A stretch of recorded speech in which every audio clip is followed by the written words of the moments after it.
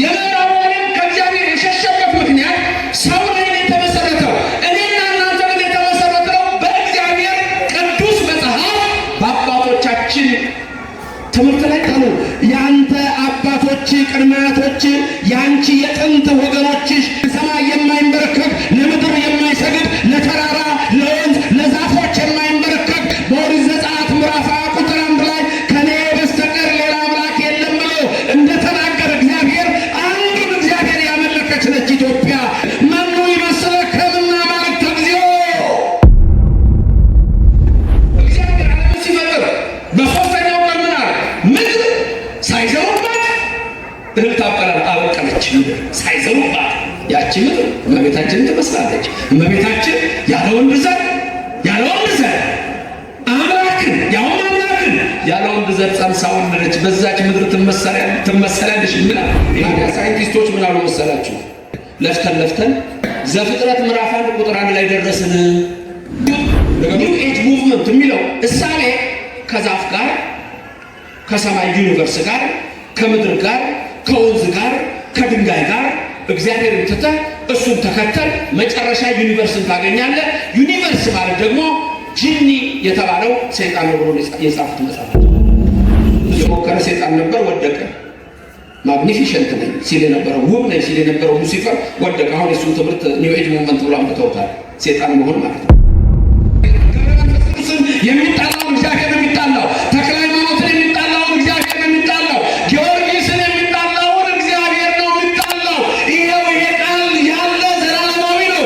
አብርሃም የሚባርኩን እባርካለሁ፣ የሚንቁን ደግሞ እኔ እግዚአብሔር ንቃቸዋለሁ። ከዚህ በላይ ቃል ሳይንስ የሚያምነው ፕሩፍና ሪዝን ነው።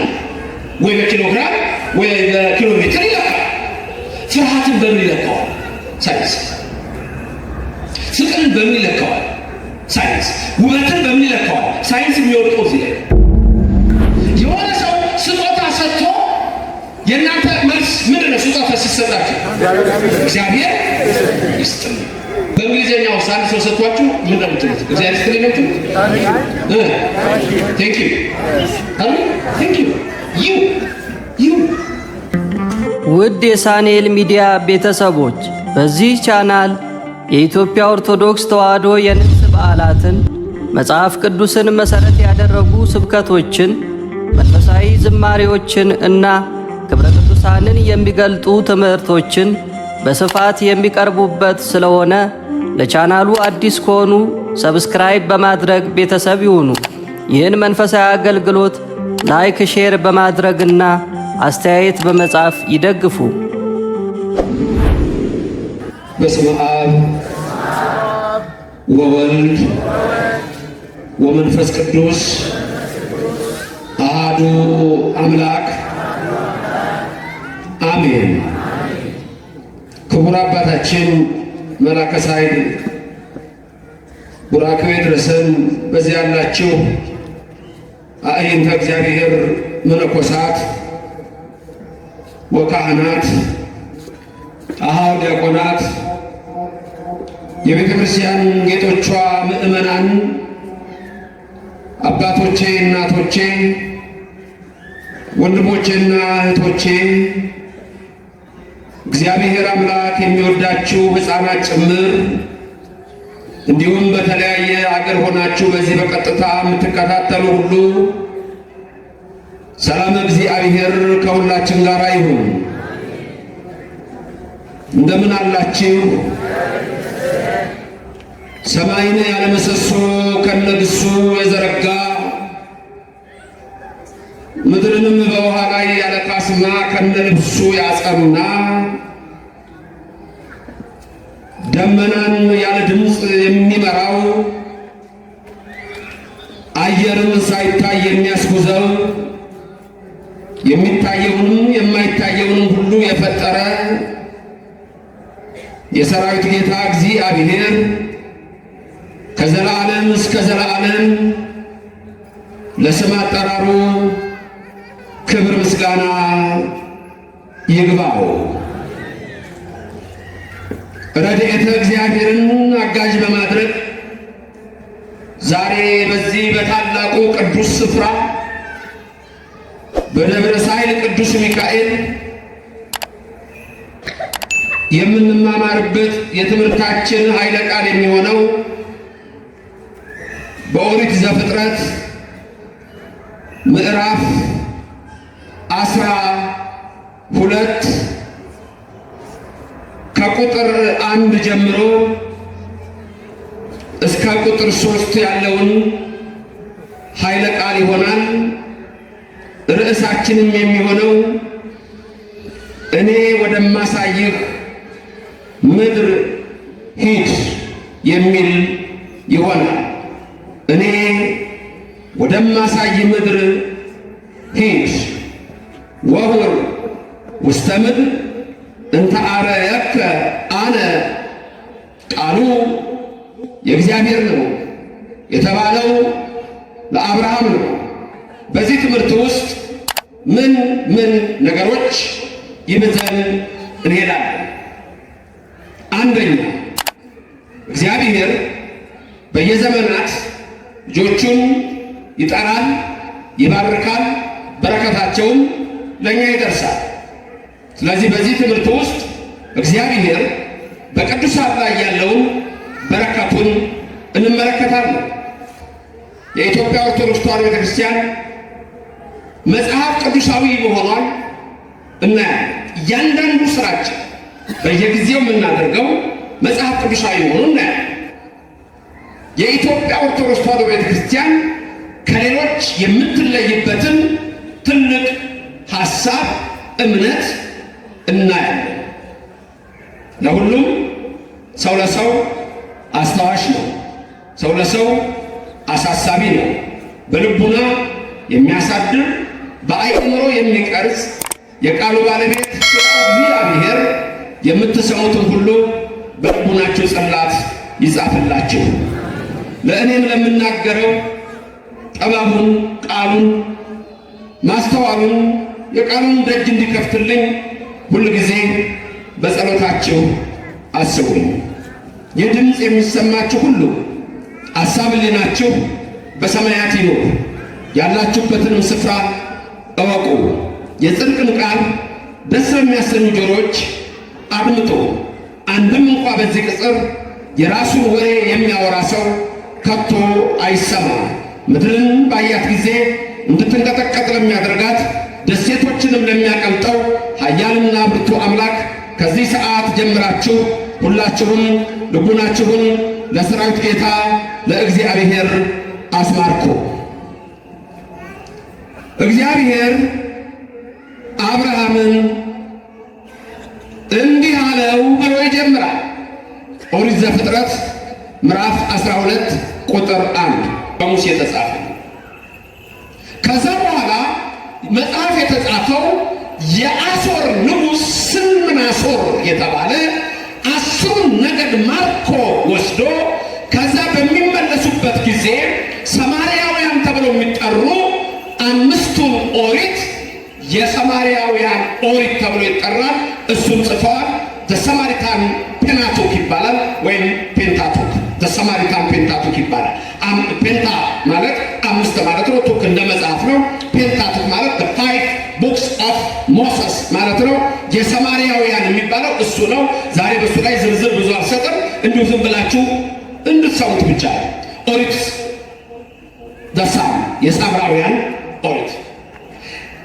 ሶስተኛ የተጻፈው ታላቁ እስክንድር የሄሌኒስቲክ ሲቪላይዜሽን የሚባለውን ካመጣ በኋላ ከሱ በኋላ 2 ጠንካራ በዳንኤል ራእይ በናቡከደነፆር ሕልም የተመሰሉ እንደ 2 ብረት እግሩ ላይ ባየው ምስል የተመሰሉ በጥሊሞስና አንጢያኮስ አሉ።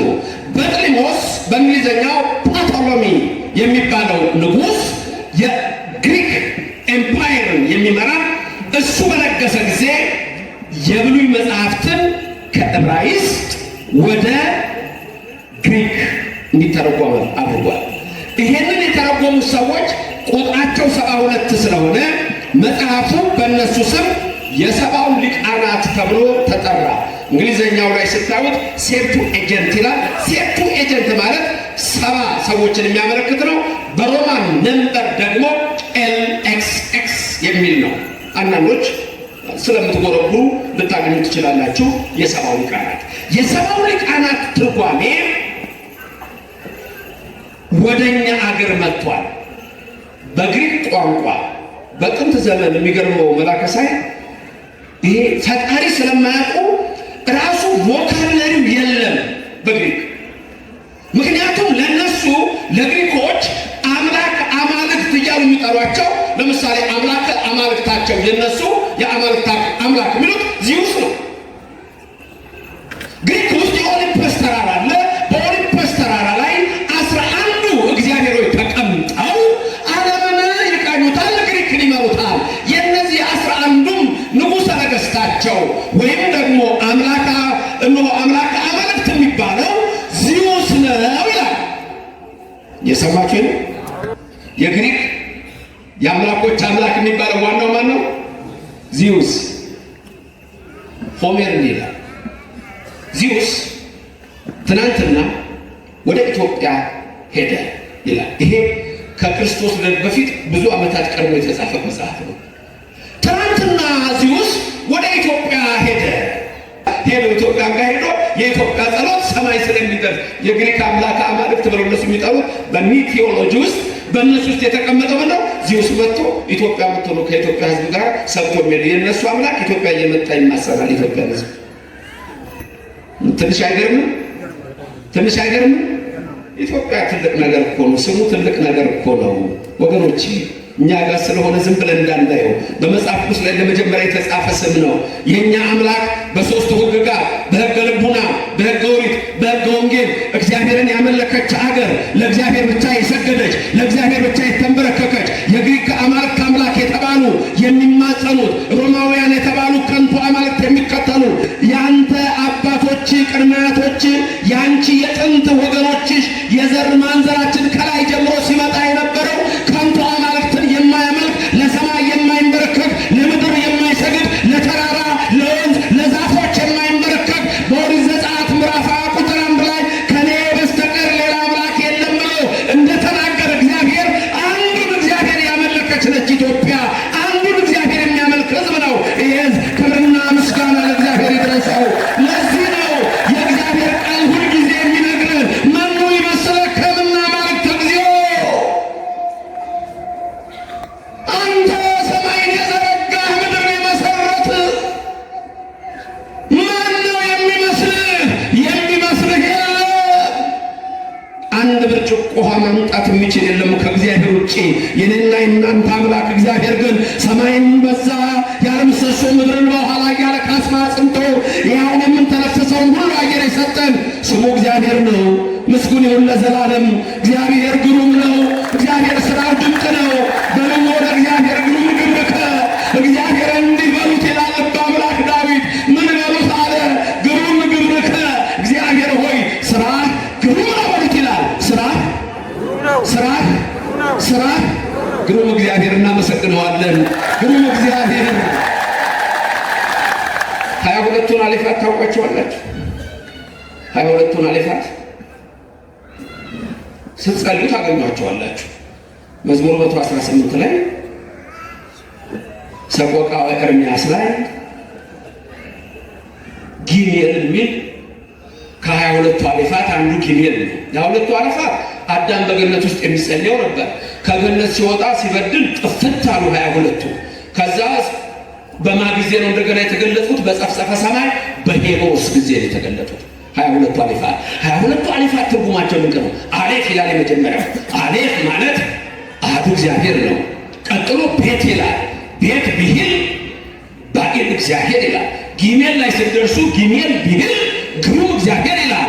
ግሩም እግዚአብሔር ምስጋና ይገባዋል። አሌፍ አሐዱ እግዚአብሔር። ስንት እግዚአብሔር? ስንት እግዚአብሔር? ስንት እግዚአብሔር? ስንት እግዚአብሔር ነው ያላችሁ? እንደ ግሪኮቹ ልታበዙ ነው እንዴ? ስንት እግዚአብሔር? ስሙ የተመሰገነ ይሁን። ኦሪት ዘፍጥረት ምዕራፍ 1 ቁጥር 1 ምንድን ነው የሚለው? ኦሪት ዘፍጥረት ምዕራፍ 1 ቁጥር 1 የመጀመሪያ መጽሐፍ ቅዱስ አረፍተ ነገር ሲጀምር ምንድን ነው የሚለው? የመጀመሪያ እግዚአብሔር በቀዳሚ ገብረ ገብረ እግዚአብሔር ሰማይ ወምድር ይላል በግዕዙ። በአማርኛው ደግሞ በመጀመሪያ እግዚአብሔር ምንና ምንም ፈጠረ፣ ሰማይና ምድር። በእንግሊዝኛው in the beginning God created the heavens and the earth ይላል።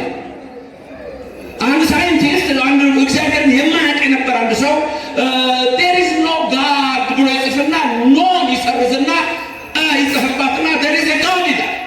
ይሄ ሰውዬ መጽሐፉ በዩኒቨርሲቲ ውስጥ እኮ እግዚአብሔር የለም የሚል ብዙ መጽሐፍ የጻፈ ነው እሱ ጽሑፍ። መጨረሻ ግን ምን አለ? there is no God አለና ኖን ስርዝ አደረገና ያለና there is God። በፊት እግዚአብሔር የለም ነበር የሚለው አሁን ብሎ ጻፈ እግዚአብሔር አለ አለና ጻፈ። ክብርና ምስጋና ለእግዚአብሔር ይድረሰው። ያሳምናል እግዚአብሔር። የእኛም ሰው አሁን ባለበት ቦታ እግዚአብሔርን ካመነ ታዲያ ሳይንቲስቶች ምን አሉ መሰላችሁ? እና አንቶኒ ፍሊው እነዚህ አንቶኒ ፍሊው መጽሐፍ ነው ያልኳችሁ ካነበባችሁት። ሌሎቹ ምን አሉ መሰላችሁ? የእነሱን ንግግር ልንገራችሁ። ምን እንዳሉ ከኔ ቀጥላችሁ ተናገሩ። ለፍተን ለፍተን ሌሎቻችሁ አትፈልጉ። ለፍተን ምንድን ነው ያሉት? ዘፍጥረት ምዕራፍ 1 ቁጥር 1 ላይ ደረስን። ንገሩኛ። ለፍተው ይደረሱ። ዘፍጥረት ምዕራፍ 1 ቁጥር ስንት ላይ ደረሱ? ምክንያቱም ሳይንስ ማለት ስፔስ ታይም እና ማተር ነው ወይም ማተር። ሳይንስ ስፔስ ታይም እና ማተር ላይ ነው።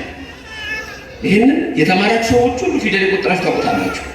ስለዚህ አለ የእነዚህ ሰዎች አስተሳሰብ ለፍተን ዘፍጥረት 1 ቁጥር 1 ላይ ደረስን ማለት in the beginning የሚለው በቀዳሚ የሚለው በመጀመሪያ የሚለው in the beginning የሚለው ታይም ነው።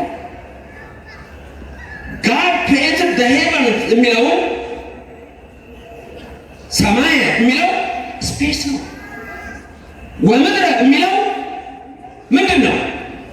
መሬት ነው፣ ማተር ነው። ስለዚህ እግዚአብሔር ገና ሲጀምር የሚነግር አንደኛ ፈጣሪ እኔ ነኝ ነው የሚለው። ክብርና ምስጋና ይግባው ለስሙ። ማነው ፈጣሪ? እግዚአብሔር ስሙ የተመሰገነ ይሁንልን። ከዛ ምን ይላል? ሰማይና ምድር ፈጠርኩ ይላል፣ ይነግርሃል። ከሱ ውጭ ፈጣሪ የለም። ማንም ደግሞ እኔ ፈጣሪ ነኝ ብሎ የጻፈ ማንም የለም። የሞከረ ሰይጣን ነበር፣ ወደቀ። ማግኒፊሸንት ነኝ ሲል የነበረው ውብ ነኝ ሲል የነበረው ሉሲፈር ወደቀ። አሁን የሱን ትምህርት ኒው ኤጅ ሙቭመንት ብሎ አምጥተውታል። ሰይጣን መሆን ማለት ነው። እሱ አላወቀው። ይሄ እግዚአብሔር ተናገረ። ለአብርሃም እንዲህ አለ፣ አብርሃም እኔ ወደማሳይ ምድር ሂድ አለ።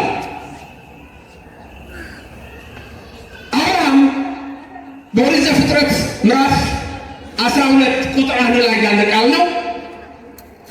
ቅድም እንዳልኳችሁ በግሪክ ፈጣሪ የሚለው ራሱ ቃሉ ስላልነበር ቴዎስ ይላል። ጋድ ለማለት እግዚአብሔር ለማለት ቴዎስ አለ።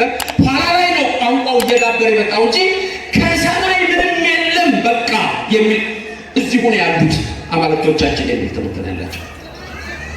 ስለዚህ እነሱ ይህንን ጂኒኦሎጂ ስለሚሉት የእንግሊዘኛው ኦሪት ዘፍጥረት የምንለው ወደ ምን ስሙ መጣ?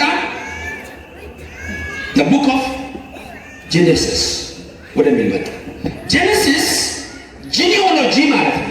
ለእኔና ለእናንተ ግን ኦሪት ዘፍጥረት የሚለው ወደ ቀጥታ እንግሊዘኛ ትርጉም ብንመልሰው the book of Genesis ሳይሆን ወይም the book of generation ሳይሆን the book of genealogy ሳይሆን ወዴት ነው ቀጥታ የምንወስደው? the book of creation። ስለዚህ በእኛ ግዕዙ ኦሪት ዘፍጥረት የሚለው ለዛ ነው። ኦሪት ዘፍጥረት ምዕራፍ 12 ቁጥር 1 የነቢያትን የሐዋርያትን ሊቃውንት ጉባኤ ባረከኝ እና እናንተን ይባርክልን። አሜን። እመቤታችን በሐዋርያት መካከል የነበረች በመካከላችን ትሆንልን። እግዚአብሔር ማስተዋሉና ጥበቡን ይግለጽልን። ኦሪት ዘፍጥረት ምዕራፍ 12 ቁጥር 1 ወይቤሎ እግዚአብሔር ለአብርሃም ነው የሚለው። ለአብርሃም ነው የሚለው። አብርሃም የለም እዚህ ጋር። አብርሃም የሚለው በኋላ ነው የሚቀየረው። መጀመሪያ ስምዖን ነበር፣ አብርሃም። የሳራም ሶራ ነበር። ከዛ በኋላ እግዚአብሔር ሲመርቃቸው፣ ሲባርካቸው፣ ሲቀድሳቸው ስማቸውን አብዙቶታል። እግዚአብሔር ስማችሁን ይባርክላችሁ። የኔ የመንፈስ ቅዱስ ስሜ ሰርጸ መድህን ነው። የክርስትና ስሜ ንገሩ ሁላችሁም ክርስትና ስማችሁ አሁን እዚህ ላይ የመንፈሱ ላይ ናችሁ። ለካ እናንተ እኔ እኮ ዝም ብዬ ነው ስጋውን የመንፈሱ ላይ ናችሁ። ተመልከቱ ስጡኝ ያላችሁ ክርስትና ስም ያላችሁ በእጃችሁ በረከትን ይላክላችሁ በሰፊ እጁ ምስጋና ይግባው እግዚአብሔር። ከዚች ቤተ ክርስቲያን ስትመጡ አበበ ወልደ ሚካኤል ተባለ። አልማዝ ወለተ ማርያም ተባለች። መገርሳ ወልደ ኢየሱስ ተባለ። ሀጎስ ወልደ ገብረ አረጋዊ ተባለ። ስም ተሰጠ። ጫልቱ መጣ ወለተ ገብርኤል ተባለች። ማንም ሁላችሁ ስም አላችሁ። አብርሃም መጣ ወደ እግዚአብሔር አብርሃም አለ። አብርሃም ማለት አባት ነው። አብርሃም ማለት የብዙሃን አባት ነው። ስም ተሰጠ። ጳውሎስ ገዳይ የነበረው የቀድሞ ስሙ ሳውል ነው። መጣ ጳውሎስ ብርሃን አለው። እግዚአብሔር ብርሃኑን ያብራል። ጴጥሮስ አለት ተባለ። ኬፋ የስምዖን ልጅ ጴጥሮስ ስም አለ እዚህ። አንድ ግን ትልቅ ችግር ልንገራችሁ። እናንተ አሁን ስንት ስም አላችሁ ጠይቃችሁ? ሁለት። እናትና አባታችሁ ሲጠሯችሁ ባወጡላችሁ ስም ይጠሯችኋል። ቤተክርስቲያን ስትመጡ በምን ስም ነው የምትጠሩት? በክርስትና ስም አይደል? እናንተ አሁን ኦርቶዶክስ ናችሁ። ሌላ ቸርች ብንሄድ ይሳሙ ክርስትና ስም አለ? የለም፣ ስም የለም። እግዚአብሔር የተጠራው በአብርሃም በይስሐቅ በያዕቆብ ነገሩን በአብርሃም በይስሐቅ በያዕቆብ መሆን የነበረበት ግን ምንድነው? በአብርሃም በእስማኤል በኤሳው ነበር። እስማኤል የይስሐቅ ታላቅ ነው። ኤሳው የያዕቆብ ታላቅ ነው። በእነሱ ላይ እግዚአብሔር አልተጠራም። ለምን? እስማኤል የምድረ በዳ አህያ ተባለ። አዛዥ ናዛዥ የለው፣ የሚጭነው የለ፣ እንደ ራሱ ስሜት በሰው ፍቃድ የመጣ ይለዋል፣ እንደ ሰው ስርዓት ይለዋል። ኤሳው ደግሞ ራበኝ በማለት ለሆዱ አስቦ የነፍሱን ትቶ በምስር ወጥ ብኩርናውን ሸጠ። ስለዚህ ወጣ። ከዚች ቤተክርስቲያን የሚወጡ ሰዎች ስም የላቸውም። የመንፈስ ቅዱስ ስም የላቸውም። በእግዚአብሔር የተሰየመ ስም የላቸውም። የሚጸለይላቸው ስም። እኛ ግን ስንሞትም እንኳን ነፍስ ይማር የምንባለው በዚህ ስማችን ነው። ዮሐንስ ወንጌል ምዕራፍ 10 ላይ ራሱ ጌታ በልብ መታሰቡ በቃል መነገሩ ከፍ ከፍ ይበልና እንዲህ ብሎ ተናገረ። እኔ በጎቼን አውቃቸዋለሁ፣ በጎቼም እኔን ያውቁኛል፣ በየስማቸው እጠራቸዋለሁ፣ እነሱም ይከተሉኛል። በስምህ ያውቃል፣ በስምሽ ያውቅሻል፣ ሁላቸውም ደግሞ ምን ይሉኛል ያለው? ይከተሉኛል። ክብርና ምስጋና ለሥላሴ ይሁን። እንከተለዋለን በሉ እስቲ። እንከተለዋለን። የአብርሃም ልጆች አይደላችሁ ድሮስ። ስለዚህ አብርሃምን እግዚአብሔር ጠራው፣ ና ተከተለኝ ያለው። አብርሃም የተባለውንም ኋላ ላይ አብርሃም ይለዋል። ከዛ ምን ሆነ? ሙሴ ይጽፍልናል፣ እግዚአብሔር ይናገራል፣ አብርሃም ይሰማል። እኛም እንድንሰማ መንፈስ ቅዱስ ይደርግ። ሳሙኤል ነቢይ በቤተ መቅደሱ በል እግዚእየ እስመ አነ ገብርከ እሰማዕከ፣ ጌታ ሆይ ተናገር በል እኔ ባሪያ እሰማሃለሁ ብሏልና እኛ ባሪያዎቹ እንሰማለን። እግዚአብሔር ይናገር። ማይናገር እግዚአብሔር አብርሃምን ጠራው። ወይቤሎ እግዚአብሔር ለአብርሃም፣ እግዚአብሔር አብርሃምን እንዲህ አለው፣ ጻ እምድርከ ወእማዝማዲከ ወእምቤተ አቡከ አለ። ተመልከቱ ከየት ከየት እንደሚለየው እንዲከተለው እሱ አብርሃም አንደኛ ከምድርህ ካለህበት፣ ሁለት ከዘመዶችህ፣ ሶስት ከአባት ቤተሰቦች ተለየ። ባጭሩ ይሄ እዚህ ጋር እንዲቀመጥ እንጂ አብርሃምን እግዚአብሔር ከጣዖት ተለየ፣ ከጣዖት አምልኮ ከከንቱ ነገር ተለየ። በዛ ሰዓት አብርሃም በአባቱ ቤት ሆኖ ጣዖት ይሸጥ እንደነበረ ታሪክን ታውቃላችሁ። እርግጥ አባቱ ታራም አያምንበትም እንጂ ጣዖቱን እንዲሸጥ ይልከው ነበር። ከዛ በኋላ ምን አለው አብርሃም? ጣዖቱን አንድ ቀን ተሸክሞ ገበያ ሄደ። መጀመሪያ ሲሄድ ደከመው። ብዙ ቀን ያደረገው ነው አብርሃም። ጣዖቱን ተሸክሞ ገበያ ሊሸጥ ሄደ። ከዛ በኋላ ምን አለው? ርቦኛል አብላኝ አለው። ምንም እንጨት ነው፣ መልስ የለም። እሺ ጠምቶኛል አጠጣኝ፣ መልስ የለም። እሺ ደክሞኛል፣ በተራ ደግሞ አንተ ተሸከመኝ፣ መልስ የለም። ልበ አምላክ ዳዊት ሆናል። አይን አላቸው፣ አፍ አላቸው፣ አይናገሩም፣ እጅ አላቸው፣ አይዳስሱም፣ እግር አላቸው፣ አይሄዱም። ኤርምያስ 10 ላይ ይተክሉታል፣ አይነቃነቅም። የጣዖት አምልኮ ነገር ሁሉ ከንቱ ነው። በኋላ አብርሃም ገበያ ሄደና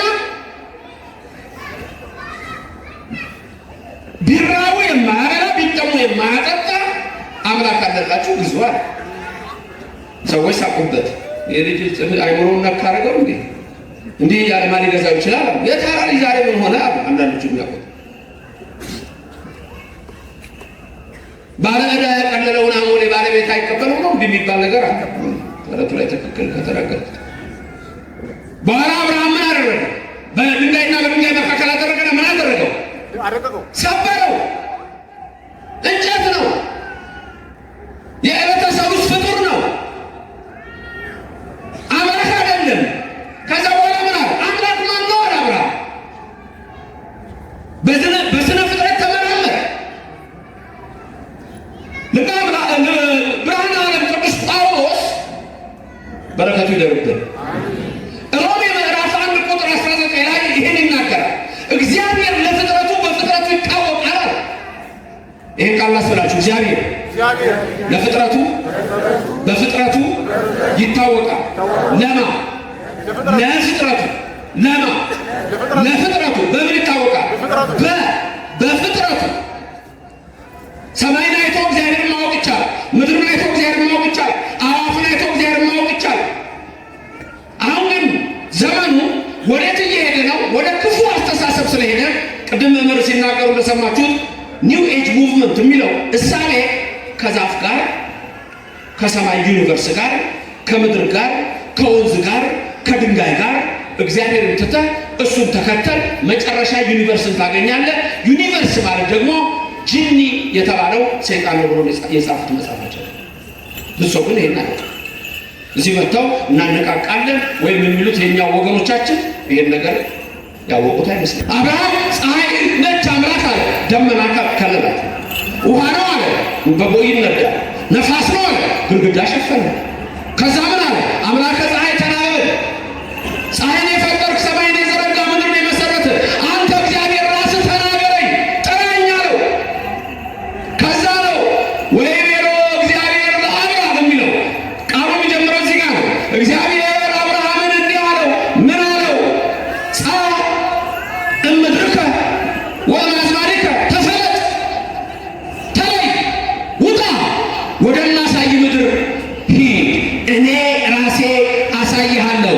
ወሁር ውስተ ምድር እንተ አርአየከ አለ፣ እኔ ወደማሳይ ምድር ሂድ። የትምህርታችን ርዕስ እዚህ ላይ ነው ያለው። እኔ ወደማሳይ ምድር ሂድ። አብርሃም የጠራውን አመነ፣ ወጣ፣ ሄደ ነው። ከዛ በኋላ አብርሃም በመውጣቱ የተሰጠው ጸጋ ዛሬ በኦርቶዶክስ ቤተክርስቲያን ውስጥ ያለን ሰዎች ትልቁ መመሪያችን ነው። ይህ ምንድን ነው? እግዚአብሔር ወደማሳይ ምድር ውጣ ብሎት ወደ ከነዓን ሲወስደው እንደገና እግዚአብሔር አብርሃምን ባረከው። ምን አደረገው? እግዚአብሔር መጀመሪያ ታላቅ ሕዝብ አደርግሃለሁ አለ። ወእሬሰየከ ሕዝበ አብየ ወእባርከከ፣ ታላቅ ሕዝብ አደርግሃለሁ፣ እባርክሃለሁ። እግዚአብሔር ታላቅ ሕዝብ ያደርጋችሁ፣ ይባርካችሁ። ተመልከቱ። አብርሃም ምን አለው? ታላቅ ሕዝብ አደርግሃለሁ፣ እባርክሃለሁ አለ። የአብርሃም ዘሮች በሁለት ምሳሌ ተመስለዋል አይደል? ዘርን እንደ ምድር አሸዋ አበዛዋለሁ አይደል? ከዛስ እንደምን ነበር ያለው? እንደ ሰማይ ከዋክብትና እንደምን እንደ ምድር አሸዋ። አቤት! እንደ ምድር አሸዋ። የመጀመሪያው እንደ ሰማይ ከዋክብት፣ ሁለት እንደ ምድር አሸዋ። ሲጠይቀው ይሄን ሲያደርገው ደግሞ የሚገርም እኮ ነው። አብርሃም ቀና በላለ። በዘፍጥረት ነው። ይሄ ኮስሞሎጂካል ፕሩፍ አርጊመንት ይባላል። ኤግዚስተንስ ኦፍ ጋድ እግዚአብሔር አለ የለም የሚሉ ሰዎች አሉ። እግዚአብሔር ቢኖር የለም እግዚአብሔር የሚሉ ሰዎች አሉ። እግዚአብሔር የለም የሚሉ ሰዎች ከሚረቱበት አንዱ ነገር ምንድን ነው?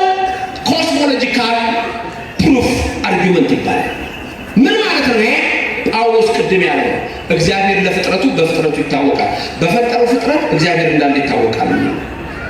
አንድ ሰውዬ ነበር የሚከተለው ራሱን። እነዚህ ራሳቸውን የሚያምኑ ሰዎች ኤቲስት ይባላሉ። እምነታቸው ኤቲዝም ይባላል። እግዚአብሔር የለባቸው ናቸው፣ ግን ራሳቸውን አምላክ ያደርጋሉ። ይሄ ሰው ግን ፍጥረት ያደንቃል። ምነግራችሁ ጆክ ነው፣ ነገራችን ቀላል ነው። በቃ ሰማይ ሲያይ ያደንቃል፣ ከዋክብት ይላል። ወንዝ ሲያይ ያደንቃል፣ ጅረቱን፣ ሸንተረሩን፣ ምኑን ያደንቃል። የሚታየውን ነገሮች ሁሉ ያደንቃል። ፈጣሪን ግን አያደንቅም። ተመልከቱ፣ ይሄ ትልቁ ችግር። አሁን በተለይ በውጭው ዓለም እየመጣ ያለው እኛም ሀገር ሳያውቁት የሚከተሉት ይሄ ሎ ኦፍ አትራክሽን የሚባለው እሳቤ ሁሉ የሚያገናኘው ከእግዚአብሔር ጋር አለ፣ ከፍጥረት ጋር ነው የሚያገናኘው። መጨረሻ ወዴት ይወስደዋል? ሉሲፈሪዝም እና ሴቴኒዝም የሚባሉ እምነቶች አሉ። ስፒሪቹዋሊዝም የሚባል ከርኩሳን መናፍስት ጋር መነጋገር የሚባላል። ስሙ መንፈሳዊነት ይባላል። ይሄ ሰውዬ እንደዛ አይነት ውጤ ነው። አንድ ቀን ማታ ወደ አንድ ጫካ ውስጥ ገባ። ጫካ ውስጥ ገብቶ በቃ ያደንቃል፣ ዛፉን ያደንቃል፣ የአዕዋፍ ድምፅ ያደንቃል። እዛው መሸበት። ምሽቱ ፀሐይ ውስጥ ገባ ያደንቃል። የሰራውን እግዚአብሔር እንደላ ያደንቃል። አንዳንድ ሰዎች እንዲህ ናቸው። እኛ ግን ሁሌ የምንለው ምንድን ነው? ግሩም ሆኜ ተፈጥሬያለሁ እናመሰግናለሁ። እንደ ዳዊት ነው።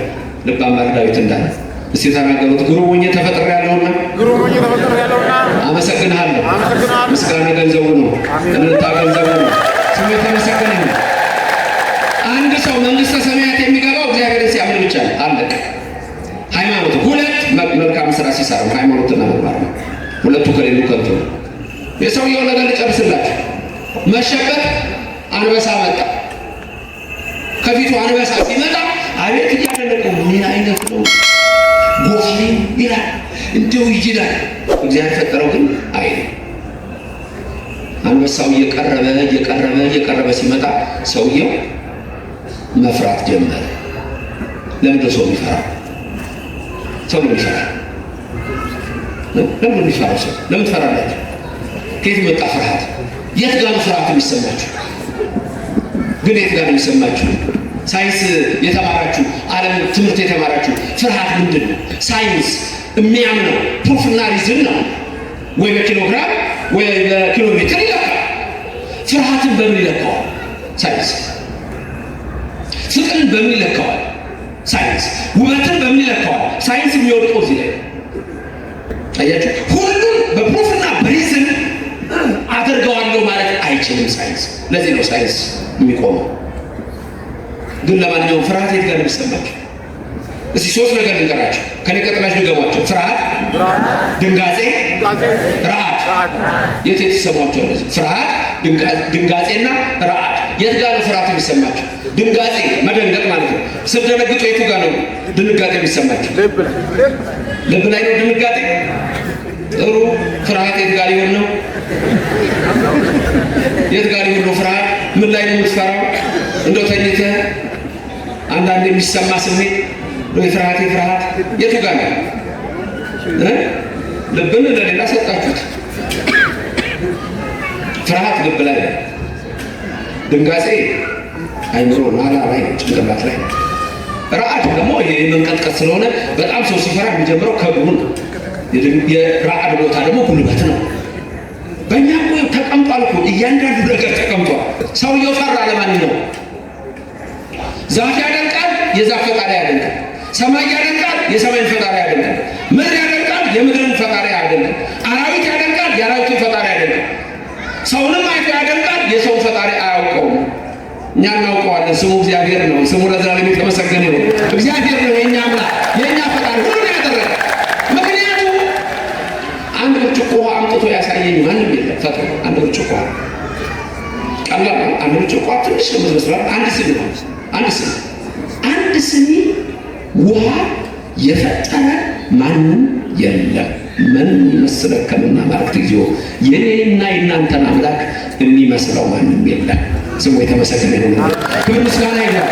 እና የዚህ ሰውዬ መጨረሻውን እንገራችሁ። አንበሳው መጣ፣ በግራ እጁ አነቀና በቀኝ እጁ ሊያደቀው ሲል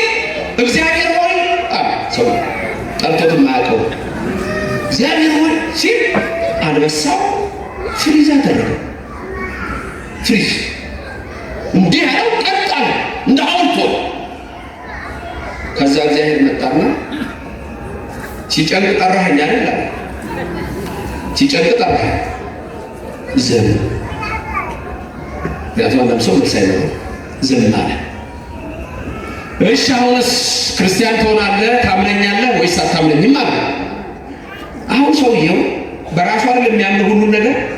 ለዚህ ለአንበሳው ፎርሙላ ማውጣት ጀመረ። ይሄ እኮ አንበሳ የደረቀው በዚህ አይነት ሊሆን ይችላል እያለ ተመራመረ እንጂ እግዚአብሔር ወይ ሲል እግዚአብሔር መጥቶ እንዳደረቀለት እንኳን አያውቅ።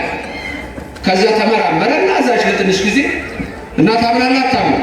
አይ ብትፈልግ አንበሳውን ክርስቲያን አድርገው አይደል ወይ ማለት እግዚአብሔር የታዘዘውን ያደርጋል። ችግር የለም። እሱ እኮ እንደ ፈቃዳችን ነው።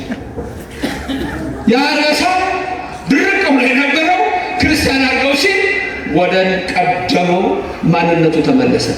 ከዛ እንዲህ ያደርገው እጅ አልነበረም አማኝ ሆነ አሁን አንበሳ። ስለዚህ ካመነ ደግሞ ሰው መጸለይ ያለበት አይደል? ቀና ብሎ ጌታ ሆይ ምሳዬን ባርክልኝ ነገሩ አለ። አንዳንድ ሰዎች እስከ መጨረሻ እንኳን ንስሐ መግባት አይፈልጉም። ሰዓት ሲሰጣቸው በመጨረሻይቱ ሰዓት እንኳን እግዚአብሔር እኮ ደግ ነው። ቆይቼ እግዚአብሔርን ደጅ ጠናሁት እሱም ዘንበል አለልኝ። ክብር ምስጋና ይግባው። ተናገሩ። ቆይቼ እግዚአብሔርን ደጅ ጠናሁት እርሱም ዘንበል አለልኝ። ገብቷችኋል? ዘንበል አለልኝ ማለት አንዳንድ ሰው ሲያወራችሁ በደንብ ለመስማት እንዲህ አትሉ። ይኸው እግዚአብሔር እንዲህ መጥቶ ይሰማችኋል። እግዚአብሔር እንዲህ መጥቶ ይሰማሻል። አረ ምን አይነት ደግ አምላክ ነው ያለን! ለስም አጠራሩ ክብር ምስጋና ይግባው። እግዚአብሔር ደግ ነው፣ ደግ ነው። በብዙ ቦታ ስጠይቅ የነበረው መላከ ሳይል አንድ ጥያቄ ነበረ። እስካሁን አንድም ሰው ትቼ እሄዳለሁ የሚል አላገኘሁም። እንትን ጠይቄ ነበር ብዙ ቦታ ሳስተምር 100 ብር ወድቆ ጭቃ ቢነካ ትታችሁ ብትሄዱ ብዬ አንድ ሰው ትቼ እሄዳለሁ ያለ ዛሬ ይኖር ይሁን ደመሳይ 100 ብር ሹልክ ብሎ ወደቀና ከእጃችሁ ጭቃ ነካው ትታችሁ ብትሄዱ ሰዎች ይሄን ነው በሶሻል ሚዲያ በዚህ በቲክቶክ በእነዚህ ወጣቶች በሚያሰረክት ያሉ ከዚህ በፊት ተጠይቀዋል። ሊጽፉላቸው ይችላል ለሁሉ መልሱ ባልስቲ ትቶ ይሄዳል ሰው አለ ወይ ሁለት ሰው ጭቃ ነክቶታል 100 ብራችሁ ምን ይሻላል?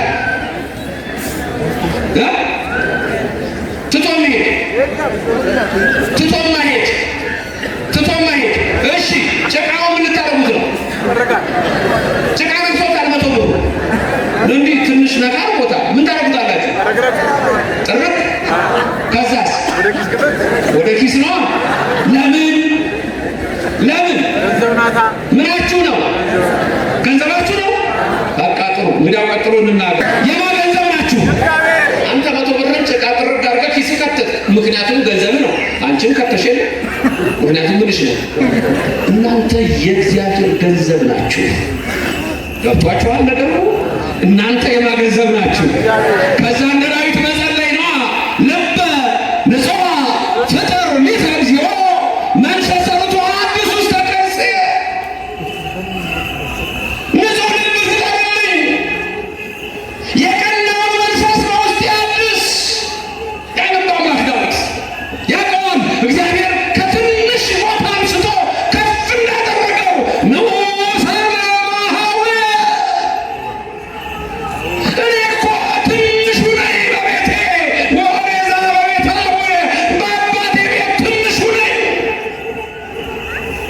ብለው ያስተዋልዳ መሰከሩ። በራቶቼ ገናውን ደረድር ነበረ ምኑ ነገር ወደ እግዚአብሔር ለመሆኑ የኔን ነገር ለእግዚአብሔር የነገረው ማን ነው? ይልና ደግሞ ማን ይነግረዋል? እግዚአብሔር እሱ ራሱ የሚያይ እሱ ራሱ የሚሰማ ነውና ከበጎች አንስቶ ንጉሥ አደረገኝ አለ። ያልጠየቅኩትን ሁሉ ሰጠኝ አለ። ይችላል እግዚአብሔር፣ ያደርጋል እግዚአብሔር። ስሙ ለዘላለም የተመሰገነ ይሁንልን።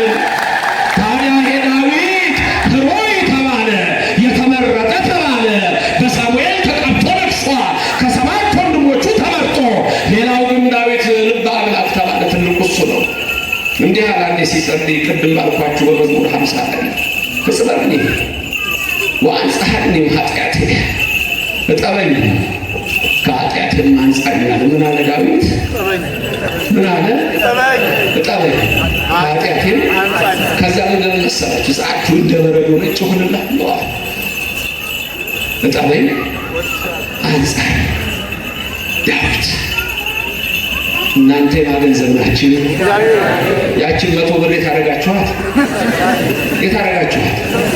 ምክንያቱም ምናችሁ ናት?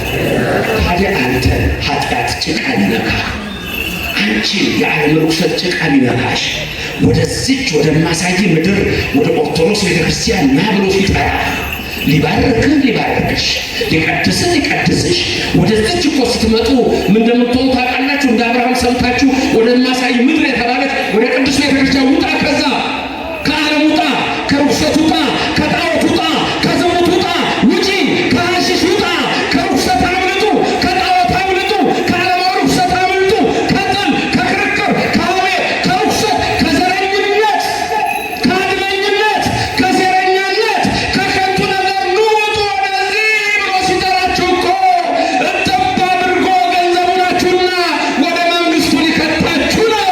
ክብርና ምስጋና ለእግዚአብሔር ይድረሰው።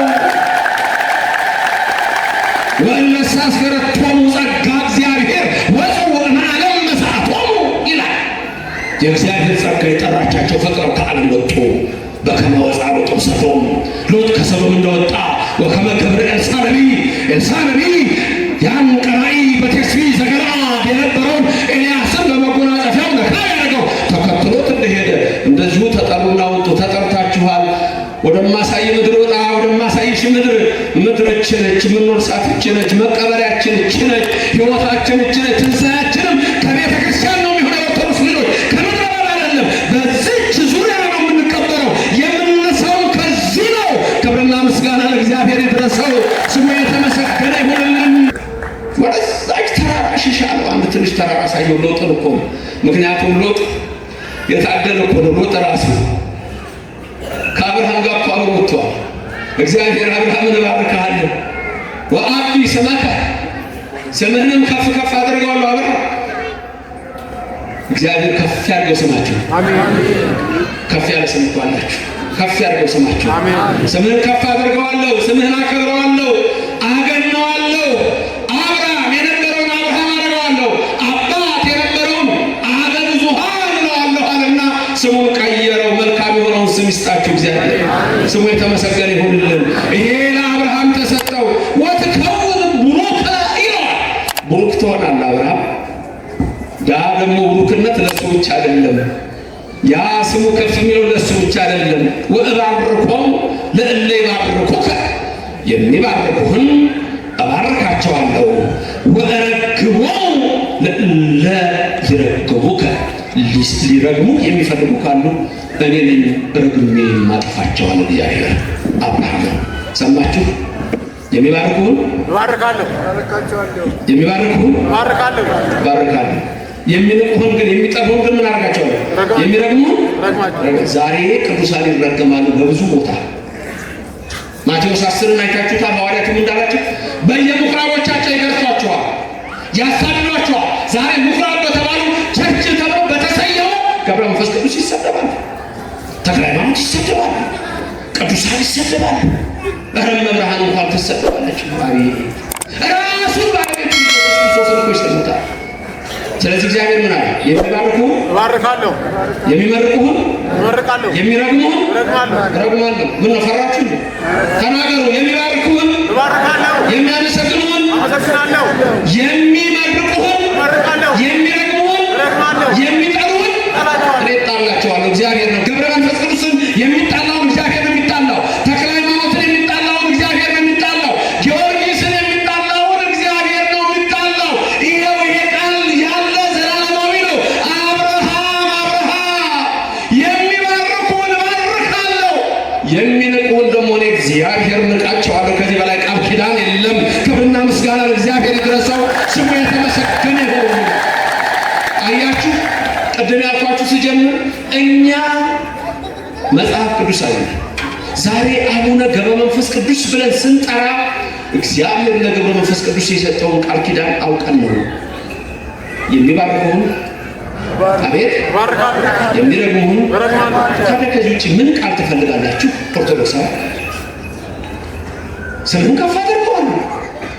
የቅዱሳን ስም ከፍ የሚያደርግ ነው እግዚአብሔር። በጣም እኮ የሚገርም ነው። ሰው እግዚአብሔር ረሳ። ሰው እግዚአብሔር ረሳ። አንዱ የታመመ ሊጠይቆ የድሮ ያኔ ገና ሲያስተምርም ነገራቸዋል። እችን አስታውሳለሁ። የዛሬ 20 ዓመታት በፊት የታመመ ሊጠይቅ ሄዱ። ይሰፋ ነው እሱ። ክርስቲያኖቹ ምን እያወጡ እግዚአብሔር ይመስገን የታመመ ሰው ሆነ ያሉት አባቴ የታመመ ሰው ጠይቀህ ስትወጣም እንደምትለው እግዚአብሔር ይማርህ። እሱ ምን ይበል? እግዚአብሔር የለም ይላል። አቀንቀን ማታ ማታ ተደፍቶ ሊሰጥ ይችላል። ከዛ ምን ይበለው? ሁሉም እግዚአብሔር ይማርህ። እሱ ምን ይበል? ወንድሜ ለመዳን ሞክር፣ ለመዳን ሞክር። በራስ መዳን አለ እንዴ? ኒውኤጅ ሙቭመንት ነው። ይሄ ሎፍ አትራክሽን የሚል መሰለህ። ራሴን በራሴ ፈወስኩ፣ ራሴን በራሴ አዳንኩ። እንደዚህ አይነት በሽታ ነበረብኝ። ይሄን የጀመረው ፊንሃስ ኩምቢ ይባላል። ጠንቋይ ነው። የኒውኤጅ ሙቭመንት መስራች ፊንሃስ ኩምቢ። የኒውኤጅ ሙቭመንት ይሄ አነቃቂ ተብሎ አሁን እዚህ ሀገር የሚያራምዱት ይሄ ሎፍ አትራክሽን አንዱ መስራች ፊንሃስ ኩምቢ ይባላል። ልም ያለ ጠንቋይ። በፊት ሰዓት ሰሪ ነበር። የሳምባ በሽታ ያዘኛልና ራሴን አዳንኩት አለ። ከዛ በኋላ ሰው ራሱን በራሱ ማዳን ይችላል። እግዚአብሔር የሚባል ነገር የለም። ራሱ ለመዳን ሞክር አሁን ይባላል። ምን ብያቸው ነበር ቅድም? እያንዳንዱ ነገራችን ምንድነው ብያቸው ላይ እግዚአብሔራዊ ነው። ለዚህ ሁለት የፊሎሶፊካል ኮንሰፕቶች በየብዙ ቦታዎች ስለምናገር አሁንም እንድትሰሟቸው እንፈልጋቸዋለን። ሁለት ናቸው የሚለዩ እኛና ምዕራቡና ነው ወይም ኦርቶዶክስን ከሌላው ዓለም የሚለዩ ሁለት ኮንሰፕቶች አሉ። ፊሎሶፊካል ናቸው።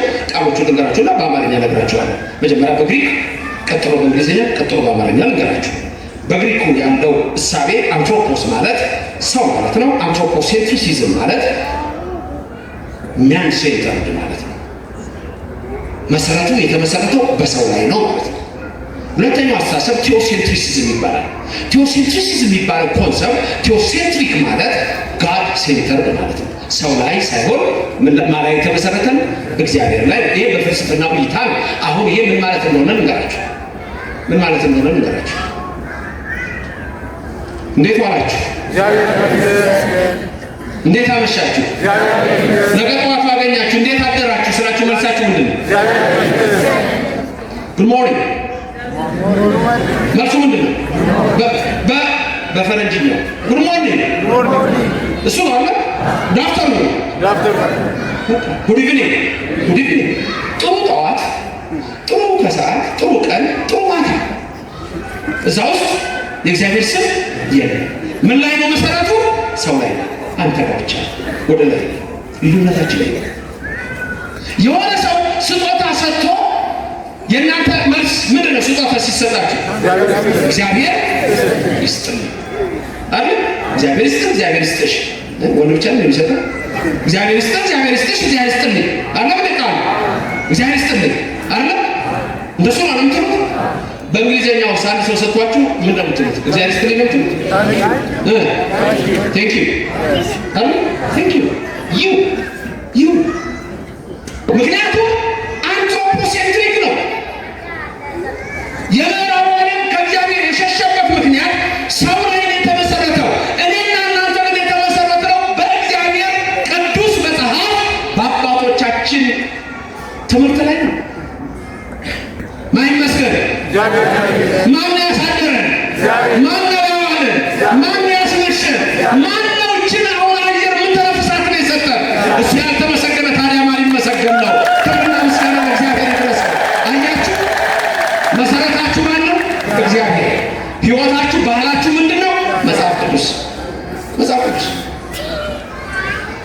ይሄ ነው። ለዚህ ነው ኦርቶዶክስ ተዋሕዶ ቤተክርስቲያን ትልቅ መሰረታዊ ነው። ለቅዱሳን የምንሰጠው ክብር ራሱ ከመጽሐፍ ቅዱስ የተወሰደ ነው። ይሄ ሌላ ቦታ የለም። አሁን ኒውኤጅ ሙቭመንት የሚባል ቅድም መምህሩ ሲናገሩ ሰምታችኋል። አዲስ የጻፍኩት መጽሐፍ እዛ ብትሄዱ ኒውኤጅ ሙቭመንት ሄዳችሁ እንዴት ዋላችሁ ብትባሉ መልሳችሁ እግዚአብሔር ይመስገን ቤት በሞት ውስጥ እንደሱ የለም። እንዴት ናችሁ ብትለው ድንቅ ነኝ ነው የሚለው። እግዚአብሔር አይጠራም። አንድ ሰሞን አንድ ሰላምታ መጥቶ በዚህ ሰላምታ ላይ አስተምሬያለሁ። ሰው ሲያገኛችሁ ሰላም ነው የሚለው አሁንም የቀረ አይመስለኝም። ሰላም ነው፣ አማን ነው። የእናንተ መልስ ምን ሊሆን አቦስ ተይ ወዴት ነው? የእውነቱን ነጋገር እንጂ ሰላም ነው መልሱ ምንድን ነው? አማን ነው። እንደሱ አለም እንዴ? ታዲያስ የማቀረ የማስም ቀረ? ቀስ እያልክ እየወጣ ነው ያለው። እንዳትንሸራተች ማይመስገን። እንዴት ዋላችሁ? እንደምን አደራችሁ? እንዴት አመሻችሁ? ማይመስገን መሰረታችን እሱ ነው። እሱን ያኖረን ክብርና ምስጋና ለእግዚአብሔር ይድረሰው። ወደዚች ምድር ማለት ወደዚች አስተሳሰብ፣ ወደ ኦርቶዶክስ አስተሳሰብ፣ ወደ መጽሐፍ ቅዱስ አስተሳሰብ መምጣት ማለት ነው። ሎጥ ከሰሎም ሲወጣ ትንሽ ተራራ ነበረችና ወደዛ ተራራ ላምጠው ሂድ፣ ወደ ተራራው ሽሽ አሉትና ሚካኤልና ገብርኤል ነገሩት። ቅዱስ ሚካኤል ይጋርዳችሁ፣ ቅዱስ ገብርኤል ጋሻ ይሆናችሁ። ሎጥን እጁን ይዘው እኮ ያወጡት። እኔ ይደንቀኛል እኮ የሎጥን ታሪክ ታውቃላችሁ። ሲወጣ ከሰሎም እሱ እዚህ መሀል ላይ አድርገውት ሎጥ ሚካኤል በዚህ ገብርኤል በዚህ ይዞ እንደገና ደግሞ ልጆቹ ይዘው አወጣቸው። ወደዛ ተራራ ትንሽ ተራራ ነች፣ ትንሽ ምድር እኮ እመቤታችን ናት። እናንተ የሰሉስ በዕለተ ሰሉስ እኮ የምትመሰለው እመቤታችን የውዳሴ ማርያም ትርጉሞችን ሰማላችሁ። በፈሰታ አንቺ ውጡ ጋር ሀይቱ ውዳሴ ማርያም ላይ የምታወጡ እኮ በዕለተ ሰሉስ እኮ እግዚአብሔር ዓለምን ሲፈጥር በሶስተኛው ቀን ምን አለ? ምድር ሳይዘሩባት እህል ታበቅላለች። አበቀለች። ምድር ሳይዘሩባት ያቺ ምድር እመቤታችንን ትመስላለች። እመቤታችን ያለ ወንድ ዘር አምላክን ያለ ወንድ ዘር ጸንሳ ወለደች። በዛች ምድር ትመሰላለች የሚላ ይህን ሁሉ እያመጣ ነው። ክብርና ምስጋና ለእግዚአብሔር ይድረሰው። ና ወደማሳይ ምድር ውጣ፣ ወደማሳይ ምድር ውጣ። ለጊዜው ከነዓን ነው፣ በሚስጥሩ ቤተክርስቲያን ናት፣ በሚስጥሩ እመቤታችን ናት። መጨረሻም ደግሞ ሰማያዊት ኢየሩሳሌም ናት። ገነት መንግስተ ሰማያት ናት። ያችን ገነት መንግስተ ሰማያት ለመውረስ ነው የምንመጣው። ወደዚህ ምድር ስንመጣ ገና ቅዳሴ ሲጀምሩ ምን እያለ ነው የሚመጣ? ሁሉ ዘገበ ለጽድቅ ጻድቅ ውእቱ ነው የሚላችሁ እኮ። ጻድቅ የሆነ ወደዚህ ይምጣ። ስትመጡ ደግሞ በግልጽ ስለሆነ ነው እንጂ ምን እያሉ ነው የሚመጡት? ካህናቱ ዲያቆናቱ እናንተ ማብራችሁ ብትሉት ፈላሲ ዘገራ ሀለ እግዚአብሔር ወደ እግዚአብሔር የገባ እወጣለሁ አይበል። ጠርቷችኋልና ከዚች አትወጡ። ፈላሲ ነኝ አትበሉ። መርታችኋል። ትኩላኑን ውስጥ ቤተ እግዚአብሔር ናችሁ። በዚህ ትተከላላችሁ፣ በዚህ ትኖራላችሁ። ያን የእግዚአብሔር መንግስቱን ያወርሳችሁ ዘንድ የታመነ ነው። ክብርና ምስጋና ለእግዚአብሔር ይድረሰው። አብርሃም ና ወደማሳይ ምድር ውጣ፣ ወደማሳይ ምድር ውጣ አለው። ለጊዜው ከነዓን ነው። አባቶችህን ልጆችህን እንዲያወርሳቸዋለሁ አለው። ከዛ በኋላ ከ400 ዓመት በኋላ እንደገና በአራተኛው ጄኔሬሽን በአራተኛው ትውልድ ከግብፅ አውጥቶ እንደገና ከነዓን ከተታቸው። በ9 መቅሰፍት፣ በ10ኛ ሞተ ነፍስ፣ በ11ኛ ስቅለት እግዚአብሔር እስራኤልን ከግብፅ አወጣ። የእነ ራሔልን እንባ ሰማ። የራሔልን ለቅሶ አደመጠ እግዚአብሔር። ያቺ ምስኪን ራሔል በግብፅ ሀገር የነበረች እግዚአብሔር እንባ ነው የሚያወርደው። እንባ ስጠኝ ትልቅ ጸሎት ነው። እንደ ጴጥሮስ ያለ እንባ፣ የተቀበልከውን እንባ በካደ ጊዜ እንዳለቀሰው መራራ ለቅሶ ያለ እንባ ስጠኝ። ወንድማቸው እስከሚነሳ ድረስ እንዳለቀሱት እንደ ማርታና እንደ ማርያ ያለ እንባ ስጠኝ። እንባ እግዚአብሔር ይቀበላል። ራሔል ያቺ በግብፅ የነበረች ራሔል ባሏ ስምዖን ይባላል። መከራ ጸንቶባቸው ራሔል በባሏ ፈንታ ጭቃ የምታቦካ ተብላ ምስኪን ራሔል መንታ ልጆች ጸንሳ የመውለጃዋ ጊዜ ደርሶ ጭቃ ትረግጥ ነበረ። ምጥ መጣ።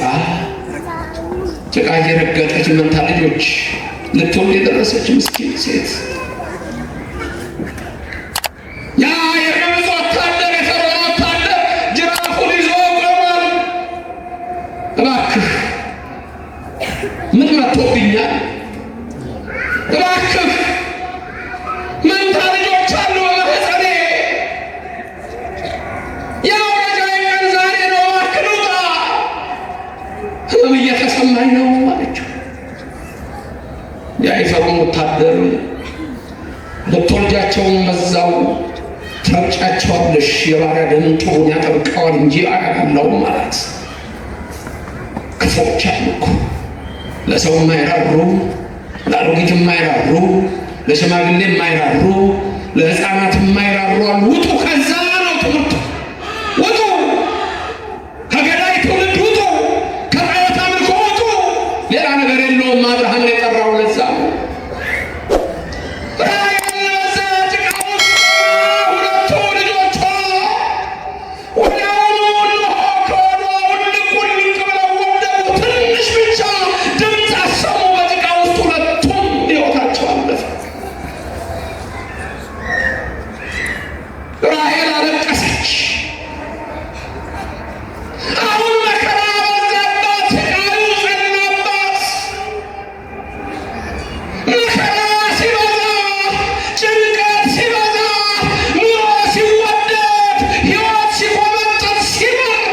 እግዚአብሔር አለ እንላለን።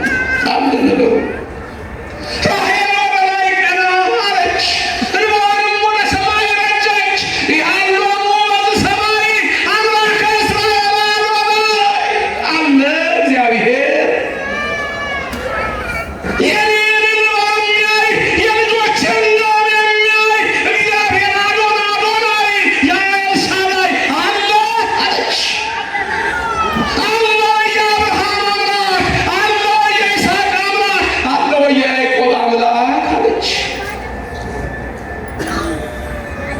ድምፅ በራማ ተሰማ አለ ነቢዩ ኤርምያስ። ቅዱስ ማቴዎስም እሱን አምጥቶታል በቤተልሔም። በተለይ ራሔል፣ ሌላ ራሔል አለች፣ ያቺ የያዕቆብ ሚስት ራሔል መንታ ልጆች ስትወልድ አይደለ ራማ የሞተችው።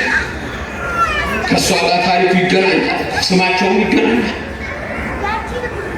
ራማ ስንደርስ አለ ያዕቆብ የምወዳት ባለቤቴ ራሔል ሞተችብኝ ይላል። ራሔል በዛ ሞተችብኝ፣ በራማም ቀበርኳት ይላል። አሁን ከ400 ዓመት በኋላ ነው የዚችኛዋ ራሔል። ከዛ ከ1500 በኋላ ነው ሄሮድስ 144,000 ሕፃናትን ሲገድል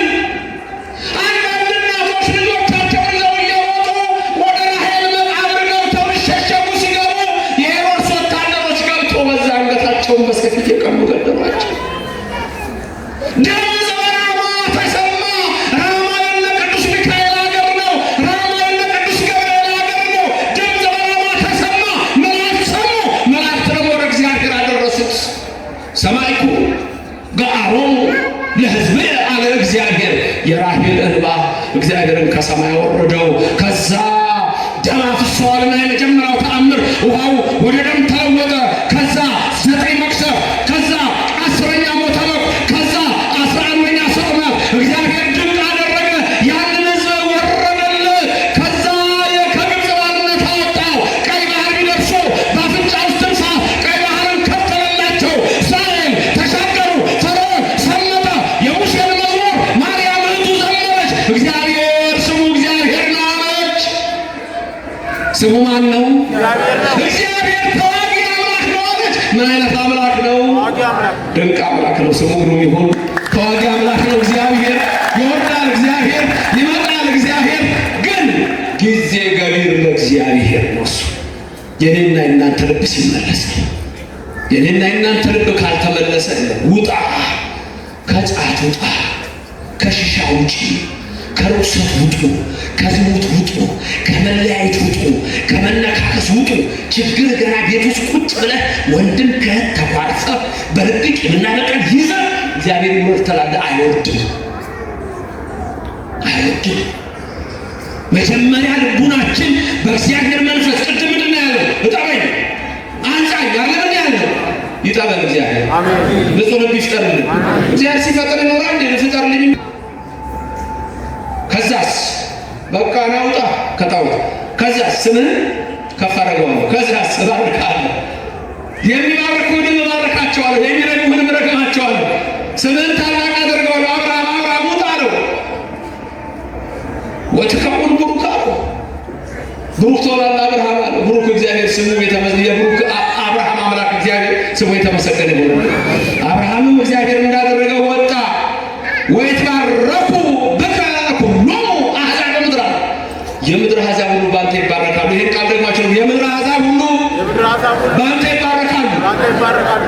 በማን ትባረካላችሁ? በአብርሃም የነገራችሁ እኮ የምድር አሕዛብ ሁሉ አብርሃም በአንተ ይባረካሉ። በማን ይባረካል? በአብርሃም። በገብረ መንፈስ ቅዱስ ይባረካሉ። እስቲ አትባረኩ? አትፈልጉ? እንደ አቅረቡ ለከሳተው ማይ ነው። ወደ ይደከቁ ነው። ዘፈተው ይስተይቆ ነው። ከፈለክ ትባረካለህ፣ ካልፈለክ ትረገማለህ። እሱስ አይደርስባችሁ። የኦርቶዶክሳውያን አይደላችሁም? የቅዱሳን ክብር የላችሁም? ዳዊት በመዝሙር 33 ምንድን ነው ያለው? ጻድቃን የሚጠሉ ይጸጸታሉ አላለም? ጻድቃን የሚጠሉ ምን ይሆናል? ይጸጸታል። ኦርቶዶክስ አትጸጸትም። እግዚአብሔር ያከበረውን አብርሃም ታከብራለህ። እግዚአብሔር ያከበረውን ገብረ መንፈስ ቅዱስ ታከብሪያለሽ። እግዚአብሔር ያከበረውን ነቢያት ሁሉ ታከብራላችሁ። ነቢያቱ ሁሉ ያከበራቸው፣ ሰማዕታቱን ያከበራቸው፣ እኛ እንዲህ ነን። ክብርና ምስጋና ይግባው። ታዲያ ራሱ ምን አለን? በብርሃን ዓለም ቅዱስ ጳውሎስ አድሮ ኤፌሶን 2:20 ላይ እናንተ እኮ በነቢያትና በሐዋርያት መሰረት ላይ ታነጻችኋል። ቅድም ያልኳችኋል። የታነጽንበት እግዚአብሔራዊ ነው። በማና ልድገምላችሁ ቃሉ። እናንተ በነቢያትና በሐዋርያት መሰረት ላይ ታነጻችኋል። የሐዋርያትና የነቢያት መሰረታቸው ክርስቶስ ነው። ለአብርሃም እኮ ወንጌልን ሰበከለት ይላል። ገና ያለ እኮ እግዚአብሔር ለአብርሃም ወንጌል እኮ በብሉይ ዘመን የለም። ኦሪት ዘፍጥረት 14 ቁጥር 17 ላይ ስትመለከቱ አብርሃም ለአምስቱ ነገሥተ ሰዶም ረድቶ አራቱ ነገሥተ ኮሎዶ ጎሞር ድል መጥቶ ሲመጣ መልከጼዴቅን አገኘው። ለመልከጼዴቅ ሲያገኘው ምንድን ነው የሆነው? ህብስት ይዞ ህብስተ አኮቴት ጽዋ በረከት ይዞ በሴዊ ሸለቆ እግዚአብሔር አብርሃምን በመልከጼዴቅ ባረከው። ወንጌል ለአብርሃም ተሰበከች ይላል። ገላትያ ምዕራፍ 3 ስትመለከቱ ቁጥር 8 ላይ አስቀድሞ እግዚአብሔር ለአብርሃም ወንጌልን ሰበከለት ይላቸዋል። አስቀድሞ ወንጌልን ሰበከለት። ድንቅ እኮ ነው። በዘር አሕዛብ ሁሉ ይባረካሉ እኮ ነው። ዘፍጥረት 27-29 ያ ቃል እየጨመረ ነው የመጣው። አሕዛብ ሁሉ ይባረካሉ፣ ለወንድሞቹ ጌታው ይባርክ እያለ ቡራኬው ሲቀጥል ታዩታላችሁ። ዘፍጥረት 22 ቁጥር 18 ላይ የምድር አሕዛብ ሁሉም በዘር ይባረካሉ ቃሌን ሰምተሃልና እያለ ይጨምርለታል። ዘፍጥረት 26 ቁጥር 4 ዘር እንደ ሰማይ ከዋክብት አበዛለሁ እንዲሁም እንደ ምድር አሸዋ አበዛለሁ አለው እግዚአብሔር። የሰማይ ከዋክብት የይስሐቅ ዘሮች፣ የምድር አሸዋ የእስማኤል ዘሮች ናቸው። ሰማችሁኝ ያልኩት? ዘር እንደምን አበዛዋለሁ? ለሰማይ ከዋክብት የይስሐቅ ልጆች ከዋክብት ናቸው። አይበቃም። ወደ ባህር ወሰደና አሸዋውን ቁጠራል። ይሄ ለአንተ ብቻ ለወደ ይቻል ዘር እንደዚህ አሸዋ አበዛዋለሁ። አሸዋ የሆኑት ደግሞ የማን ልጆች ናቸው? የእስማኤል ልጆች። አሸዋ ያበራል። አሸዋ ያበራል። አይ ክቡር ነው ይለዋል እኮ እዛ ራእይ 12 ቁጥር 17 ላይ በሄዶ በባህር አሸዋ ላይ ቆመ ይላል እኮ ዲያብሎስ። ሴቲቱን አሳደዳት ይላል እኮ። እመቤታችንን ሲያሳድድ፣ ቤተክርስቲያንን ሲያሳድድ በምድር አሸዋ ላይ ሄዶ ቆመ። አሸዋ ክቡር ነው፣ ውሃ ዳር ነው፣ ግን አይዋሃደውም። ውሃ መጽሐፍ ቅዱስ ይዘዋል የለም መሰለኝ። ዝሆን ሊያድን ገባ ጫካ ውስጥ። እውነተኛ ታሪክ ነው። ጫካ ውስጥ ገባና ባለሟሎቹ እኮ አሉት። ንጉሱ እኮ ነው። አንድ ውርዘው ነቢያት ወጣት ዝሆን ተከተለ። እየተከተለ እሱን ሲያድን ከጋሻ ከአጃቢዎቹ ተለያየና ቁጭ። ንጉሱ ወዲህ የቤተ መንግስቱ መንገድ ጠፋ። ይገርማል። ይህንን በተለይ ያነበብኩት አዲስ አበባ ዩኒቨርሲቲ ያሳተመው የቀድሞ ስሙ ነገሩ የሚባል አንድ የወለጋ ሰው በክርስትና ስሙ ነው መጽሐፉ ላይ ያየሁት። እሱ የጻፈው በዛ ዘመን በአፄ ቴዎድሮስ ዘመን የተጻፈ መሰለኝ። ንጉሱ ጫካ ውስጥ ጠፋ። ከዛ ወደ ራሱ ቤተ መንግስት መሄጃው ጠፋው። ከጋሻ ጀግኖቹ ተለያይቷል። በአማረ በቅሎ ላይ ተቀመጠ። ከዛ አንድ ሰውዬ በጫካ ውስጥ ጌሾ ተሸክሞ ይሄዳል። አንተ ሰው እንዴት ዋልክ አለው። እግዚአብሔር ይመስገን። የጎንደርን የቤተ መንግስቱን መንገድ ታውቀዋለህ? አሳምሬ እና እባክህ ያሳየኝ። ጌሾ የለማትቼ እከፍልሃለሁ። ከከፈልከኝ ታዲያ ምን ጨነቀኝ? በልሽ ምራይ አንተ በአማረ በቅሎ ተቀምጠህ እኔ ነግሬ ና በል ተፈናጠጥ ከንጉሱ ጋር አላወቀማ ከንጉሱ ጋር ከዛ በዚህ ውጣ መቼም ይላቸዋል። ይሄ ሰው ያይሰማም በዚህ ሄዱ እኮ አልኩ ንጉሱ እንደሱ እኮ ይለቀኛል እኮ መላከሰ ይሄ እውነተኛ ታሪክ እኮ ይገርማቸዋል። በኋላ ወደ ከተማ ሲጠጉ ንጉሱ ጠየቁት። ተኋላ ተፈናጧል ከንጉሱ ጋር። ንጉሱን ታውቃቸዋለህ እንደው አለ። አንተ ሰው እንደው ቀልደኛ ነህ። ከንጉሱ ማናት ሰው ነው ከንጉሱ ከተማ ስንገባ ታውቃቸዋለህ? አቤት ዛሬማ እድሜ ንጉሱ ላይ አውታያለ። ከዛ ወደ ከተማ ሲገቡ ሰው እንዲያው የድሮ ነገስታት እንዲህ እያደረገ መጎናጸፊያ ቢሰግድ ሰው ግራ ገብቶታል። መጀመሪያ ንጉሱ ማንን ያፈመጠጡት አንድ ገበሬ ያልከዋል። ግራ ይኳችሁ ምንድነው ዛሬ ያ ብቻ ይሰግዳል አይቀርም። ከዛ ሰው ሲሰግድ አንተ አሉት። አቤት አሁን ንጉሱን አወቃቸው? የታሉ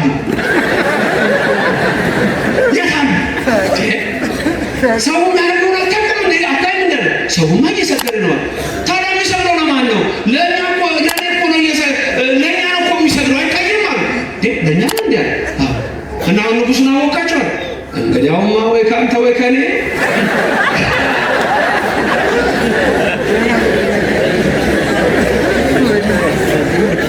እኔ ይህንን በምን ወስደው ነው መሰለህ? ኢየሱስ እና ቃል ቢስሩ መጽሐፍ ውስጥ ተሸክመዋል። አያውቁትም ኢየሱስ ወይ ከአንተ ወይ ከኔ እንዳሉት እያደገ ሲመጣ እምነታቸው ኢየሱስን አማላጅ ይሉና መጨረሻ ላይ እኔ ኢየሱስ ነው የሚሉት። ጭራሽ ወይ ከአንተ ወይ ከኔ አለ። ኢየሱስ ይሻላል።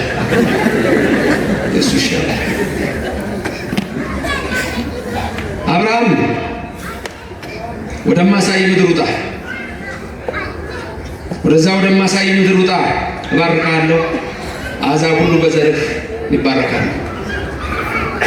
እኔና እናንተ ዛሬ በአብርሃም እንባረክልን። ክብርና ምስጋና ይግባው። የአብርሃም አምላክ እናመሰግነዋለን። ክብር ምስጋና ይግባው። በሲና ተራራ ላይ እግዚአብሔር ለሙሴ የነገረው ኦሪት ዘጸአት ምዕራፍ 3 ላይ ማነው ስምህ?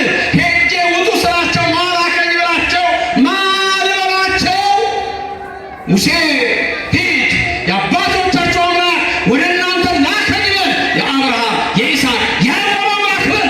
ኦሪት ዘጸአት 3:14 ይሄም ለዘላለም ስሜ ነው አለ እግዚአብሔር። ክብርና ምስጋና ለስሙ ይድረሰው። ለዘላለም ስሜ ነው። የአብርሃም የይስሐቅ የያዕቆብ አምላክ ላከኝ በል። አብርሃም በዘርህ ይትባረኩ ኩሎሙ አሕዛብ በምድር፣ በዘር አሕዛብ ይባረካሉ አለ። ሚስጥሩ መጨረሻ ላይ ያው እመቤታችን ነች። ከአብርሃም የመጣ የዳዊት ልጅ የአብርሃም ልጅ እያለ ማቴዎስ የሚጽፈው ማቴዎስ ወንጌሉን ሲጀምር በምዕራፍ 1 ቁጥር 1 ላይ ምን ይላል?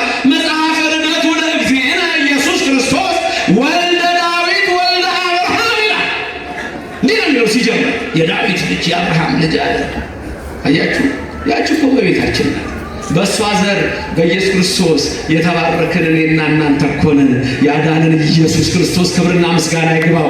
ኢየሱስን የምታውቅ ቤተክርስቲያን እች ናት። ኢየሱስን የምታውቅ እች ናት። መሰረቷ ቤተክርስቲያናችን ቃሉ ከላይ ጉልላቷ የሸዋ አክሊሉ ነው። በብዙ ነገር በብዙ መቅሰፍት አይዳ እግዚአብሔር ለአበዊነ በነቢያቲሁ ትካት የሚለው ይሄንን ነው። በነቢያት ነገረን፣ በሐዋርያት ነገረን፣ በምሳሌ ነገረን። በምሳሌ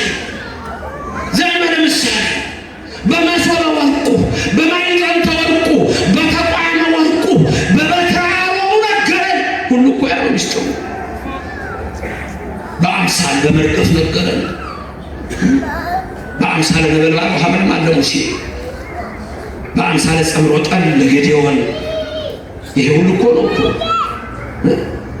በአምሳለ አንበሳ መፍርህ ለእዝራ፣ በአምሳለ እብን ቀውም ለዳንኤል። እግዚአብሔር እኮ ድንቅ ነው። እንዲህ እያደረገ እኮ ነው የገለጸል። ከሰማይ ወርዶ ያዳነን ክብር ምስጋና ይግባ። ወደ ማሳየ ምድር ውጣ፣ ወደ ኦርቶዶክስ ቤተክርስቲያንና ወደ ቅድስት ድንግል ማርያም በዕለተ ሰሉስ ምድር የተመሰለች። ይህም ሁሉ የሚያደርግልን ደግሞ የሁሉ አባት እግዚአብሔር ነው። ስሙ የተመሰገነ ነው። ከእግዚአብሔር ውጭ ምንም ሌላ ነገር የለንምና ሕይወታችን ሁሉ የበረከት ያደርግልን። ስለዚህ ቅድስት ቤተክርስቲያናችን በየዕለቱ ስንክሳር እያነበበች የቅዱሳንን በረከት ትሳተፋለች። ሱታፌ ነው፣ የመለኮት ባህሪ ተካፋዮች ናችሁ ነው ያላቸው ቅዱስ ጴጥሮስ እኮ። ሮሜ ስትመለከቱ 8:26 ጀምራችሁ ብታነቡ ደግሞ እኮ እግዚአብሔር አስቀድሞ ያወቃቸውን ጠራቸው ነው የሚለው። አስቀድሞ ያወቃቸውን ጠራቸው፣ የጠራቸውን አከበራቸው፣ ያከበራቸውን ሾማቸው። እግዚአብሔር። ስለዚህ ገብረ መንፈስ ቅዱስ ስንል፣ ተክለ ሃይማኖት ስንል፣ ጊዮርጊስ ስንል፣ ክርስቶስ ሰምራ ስንል፣ ቅድስት አርሴማ ስንል፣ ቅዱሳኑ ነቢያቱ ሊቃውንቱን ከነቢያት ከዛ ከአዳም ጀምሮ ስንጠራቸው ስሙ ይመስገን። እግዚአብሔር የነሱ አምላክ ለእኛ እኮ ነው የሰጠን። እግዚአብሔር ስሙ የተመሰገነ ይሁን። ማጠቃለያ ጥቅስ የዕለቱ ትምህርት መደምደሚያ ዕብራውያን 12:1 ነው። ዕብራውያን 12:1 ላይ ሌላ ቦታም ልጆች አውጥቼ በምሳሌ ያስተማርኩት ትምህርት አለ። ቃሉን ይላል መሰላችሁ፣ እነዚህ ሁሉ አባቶች እንደ ደመና የሚከቡን ከሆነ የሚያስጨንቀን ሁሉ ትተን የእምነታችንን ፈጻሚ ክርስቶስን እንመልከተው ነው የሚለው። ከኔ ቀጥለው የተናገሩ የእግዚአብሔር ምስክሮች እንደ ደመና ከከበቡ ጭንቀትን ሁሉ እግዚአብሔር ከኛ ያርቅ። እንደ ደመና ምን ካሉ ከከበቡ ተከባችኋል። በቅዱሳን በሰማዕታት በነቢያት በጻድቃን ተከባችኋል። አያችሁ እንዴ የተከበባችሁ ደመና። አንዳንድ ጊዜ ደመና ምን አይነት ደመና መሰላችሁ? የሚያወራው ዝም ብሎ እዛ ዝሩ ብትን የሆነውን ደመና ነው። ምድር ላይ ወርዶ ምድር ድረስ የሚመጣ ደመና አይታችሁ አታውቁ? እንደ ሙልት የሚያደርግ ደመና። አንዳንድ እኮ ሰው የማይታይበት አይነት ደመና። በቃ እናንተ ተከበባችሁ ናችሁ በቅዱሳን። በገብረ መንፈስ ቅዱስ ተከባሃል። በአብርሃም ይስሐቅ ያዕቆብ ተከባሃል። በሰማዕታት በእነ እስጢፋኖስ በጊዮርጊስ በቴዎድሮስ በመርቆሬዎስ ተከባችኋል። እኛ በነቢያትና በሐዋርያት መሰረት ላይ የታነጻችሁ ናችሁ ይላል። ያ መሰረት ደግሞ ራሱ ክርስቶስ ነው። በፊልጵስዩስ ዘቂሳርያ ማነው ሰው እኔን ማን ይለኛል ብሎ በጠየቀ ጊዜ ቅዱስ ጴጥሮስ የመለሰው መልስ ምን ነበረ? አንተ ውእቱ ክርስቶስ ወልደ እግዚአብሔር ሕያው ነበር ያለው። አንተ የሕያው እግዚአብሔር ልጅ ክርስቶስ ነህ አለው። በዚች ዓለት ላይ ዓለቷ ክርስቶስ የምትለው ናት። አብነቱ ጴጥሮስ ነው። እሱ ሰም ነው። ወርቁ ኢየሱስ ነው። ጴጥሮስ ሰም ነው። በጴጥሮስ ላይ የተመሰረተ አብነት ነው። መሰረቱ ቤተክርስቲያን የመሰረተችው በዓለቱ በክርስቶስ ላይ ነው። ሮሜ ላይ አንደኛ ቆሮንቶስ ምዕራፍ 10 ከቁጥር 1 እስከ 5 አባቶቻችን ሁሉ ከደመና በታች ነበሩ። ሁሉም ሙሴን ይተባበሩ ነበር። ሁሉም ያን መንፈሳዊ መብል በሉ። ሁሉም ያን መንፈሳዊ መጠጥ ጠጡ። ይከተላቸው ከነበረው ዓለት ጠጥተዋልና ዓለቱም ክርስቶስ ነው ይላል። ክብርና ምስጋና ይግባው። ዓለቱ ማን ነው? ክርስቶስ ነው። ቤተክርስቲያን የተሰራችው ማን ነው? በክርስቶስ ላይ ነው። እሱ ደግሞ የኔና የእናንተ አዳኝ ነው። ወልደ አብ ወልደ ማርያም ነው። ያ አብ የሚወልደውን ድንግል ማርያም ወልደዋለች። ድንግል ማርያም የወለደችውን ነው አብ የወለደው። ከሁለት ባህሪያት አንድ ባህሪ፣ ከሁለት አካላት አንድ አካል ሆኖ እሱ እኔና እናንተ ለዘላለም ከራሱ ጋር ከባህሪ አባቱ ከአብ ከባህሪ ሕይወቱ ከመንፈስ ቅዱስ ጋር አስታረቀን። ኑ ወደ ቅዱስ ቤተክርስቲያን፣ ኑ ወደዚች ምድር ውጡ። ከዓለም ማለት በአስተሳሰብ ነው። በአስተሳሰብ መውጣት ነው። የትም ቦታ ክርስቲያን ናቸው። እዚህ ቦታ ደግሞ ቃል ኪዳኑ ታቦት ፊት እሱን ተማጽነን እንኖራለን። ወደማሳይ ምድር ውጣ፣ ወደማሳይሽ ምድር ኑ። ወደዚህ ቃሉ ኑ አባቴ ብሩካ ኑ። አንድ እኮ ነች፣ አንድ ፊደል ኑ ኑ። ሌላ እኮ የለውም። ኑ ኑ። በቀኝ ቁሙ፣ አለቀ። አንተ በግራ አትቆም። ኦርቶዶክስ በግራ ይቆም። ማን ያለ በግራ እንዴት ሆነ ነው የምትቆመው? እኔ አንድ ቦታ ሳስተምር አንድ የድሮ በገና ደርዳሪ ያለውን ነግሬያቸዋለሁ። በሉ ላስበላችሁ እስቲ። ስጋህን በልቼ ደምህን ጠጥቼ ተኮነን ብትለኝ ይዤ እወርዳለሁ። እኔ ምን ቸገረኝ? ምን አይነት ሰው ነው? ምን ማለት ነው ግን ሚስጥሩ? ይዤ እወርዳለሁ እኔ ምን ቸገረኝ? መናቁ አይደለም እኮ ስጋህን በልቼ ደምህን ጠጥቼ ሲኦል ግባ አትለኝም። ሲኦል ለአንተ አይስማማም። ሲኦል ለአንተ አይስማማም። ስለዚህ እኔ ስጋህን በልቼ ደምህን ጠጥቼ ንስሐ ገብቼ ሲኦል ግባ አትለኝም። የዓመቱ ብር ወዴት ነበር የገባው? ጭቃውን ሆነ እስበኔ ዋንሳኔ ማጥያት ጥብ እያደረገ ወደ ቤቱ ያገባችኋል። እናንተ የመንግሥተ ሰማያት ልጆች ናቸው። አሜን። የድንግል ማርያም ልጆች እግዚአብሔር ይባርካችሁ። በቀኝ በግራ ትቁምላችሁ፣ ከፊት ትምራችሁ፣ ከኋላ ትከተላችሁ። በልቡናችን ከልጇ ጋር ነግሳ ለዘላለም ትኖርልን። እኛ ምስጋናችን ሁሉ ለእግዚአብሔር ነው። ለከንቱ ዩኒቨርስ፣ ለከንቱ ጣዖት፣ ለተራራና እንሆን ለሌሎች አማልክት የምንበረከት አይደለንም። እኛ የምናምነው እግዚአብሔር ነው። ያኔ በዕለተ ዓርብ በአርአያውና በአምሳሉ የፈጠረን፣ ኋላም በቀራንዮ አደባባይ በዕለተ ዓርብ ፍስሐ ያዳነን፣ የጥሉን ግድግዳ ያፈረሰልን፣ የደመሰሰልን ወሰጠቀ መጽሐፈ ናሆሙ ለአዳም ወለሔዋን የአዳምንና የሔዋንን የዕዳ ደብዳቤ ሞተ ሥጋና ሞተ ነፍስን ያጠፋ ርደተ መቃብርና ርደተ ሲኦልን የሚደመስስ በቀኙ የሚያቆመን የታመን አምላክ አለን። ኑ አለ፣ አዲስ ምድር አዲስ ሰማይ አለ። ራእይ ላይ ስታዩት በ21 ቁጥር 1 ላይ አዲስ ምድር አዲስ ሰማይ፣ ያ አዲስ ሰማይ ያ አዲስ ምድር አዲስ ሰማይ ያልታየ አዲስ ምድር ያልታየ ያንን አወርሳችሁ ዘንድ አንድ ምድራውያን እናንተን አወርሳችሁ ዘንድ ኑ ነው የሚላችሁ። የአባቴ ብሩካን ኑ ይላችኋል። የአባቴ ብሩካን ኑ፣ የአባቴ ብሩካን ኑ። እዚህ ውስጥ አንዱም ወደ ሲኦል አይሄድም። በክርስቶስ ቀኝ የሚቆም ነው። አሜን። ክብርና ምስጋና ለእግዚአብሔር ይድረሰው። ደግሞ ድንቅ የሆነው ነገር፣ ግሩም የሆነው ነገር ዳንኤል በትንቢቱ 12:1 ላይ የተናገረው እኔና እናንተን ይመለከታል። የዛን ጊዜ ምጽአት ሲሆን ሊቀ መላእክት ቅዱስ ሚካኤል ይወርዳል። እያንዳንዳቸውን እጃቸውን ይዞ ያነሳቸዋል። ሚካኤል ሆይ ናልን፣ ገብረ መንፈስ ቅዱስ ሆይ አትለየን። አሜን።